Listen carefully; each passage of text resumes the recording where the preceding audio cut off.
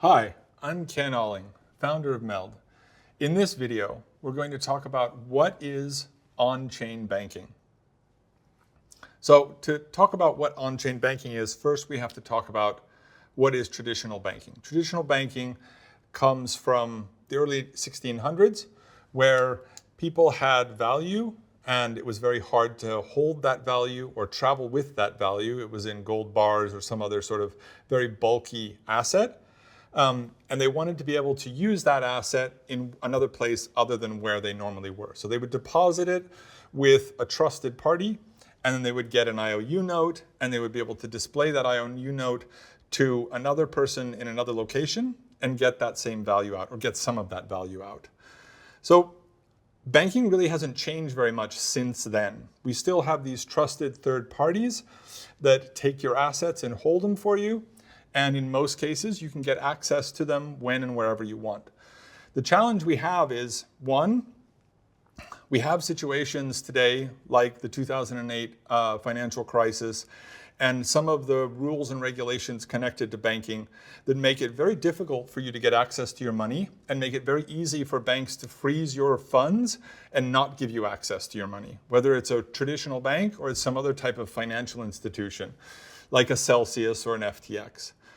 And so with the advent of the blockchain, we now have an alternative to this, making it possible for us to use the blockchain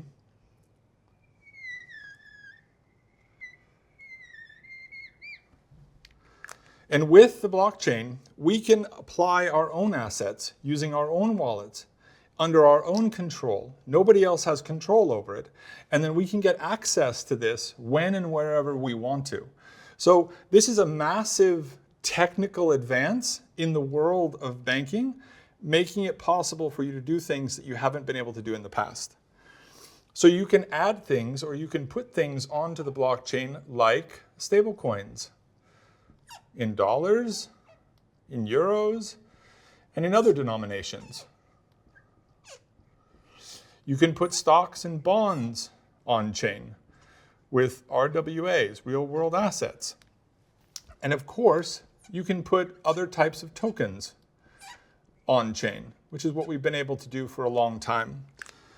So with MELD, you're able to put all of these assets on chain.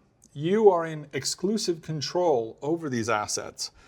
But we also have banking services connected to the chain. So we have our own banking stack, which is connected to the MELD blockchain, making it possible for you to get depository accounts in fiat, to get a debit card, to get access to your funds that are on chain, and to be able to use them wherever you want to use them. So as an example, let's say I want to buy a cup of coffee. So here's my coffee, and I'm in the cafe. You're going to use your debit card, but your dollars are on chain. But what's going to happen is those dollars are going to almost immediately be taken off chain.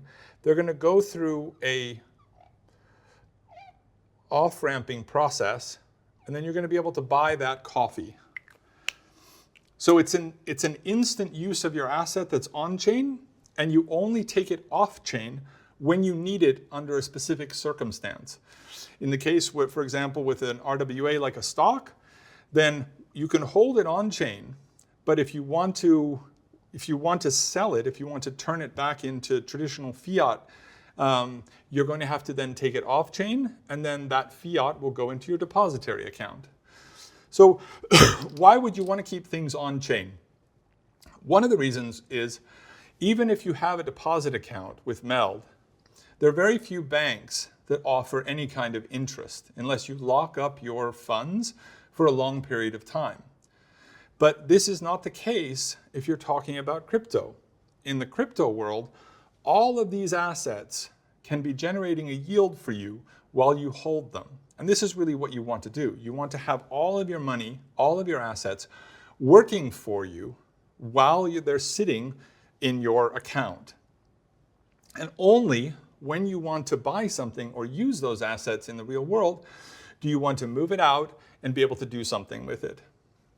So We understand that everybody doesn't want to keep their assets only on chain.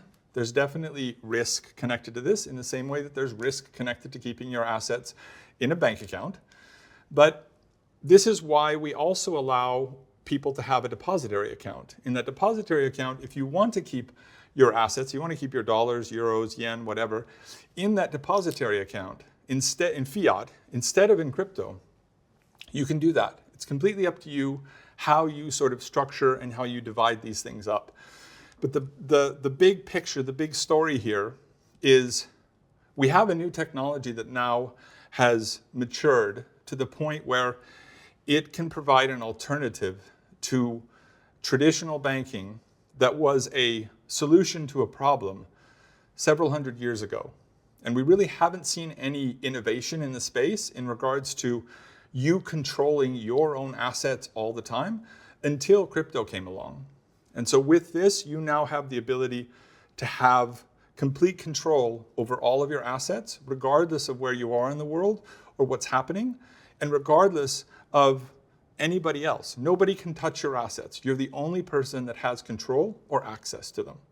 So I hope this was very useful for you guys in regards to on-chain banking. If you're interested in more, you can find out more with MELD and our MELD services. We invite you to try out the MELD blockchain, try out the MELD wallet, and we'll see you in another video. Thank you.